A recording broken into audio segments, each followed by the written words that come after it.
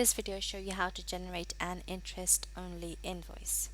To generate an interest-only invoice, users first need to ensure they have interest enabled under the client level. This is achieved under Clients, Settings, Invoice Settings, and the Apply Interest checkbox.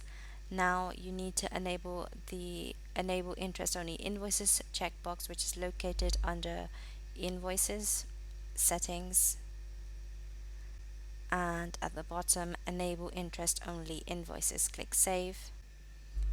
Once all these settings are in place, generate a draft invoice against the relevant client matter.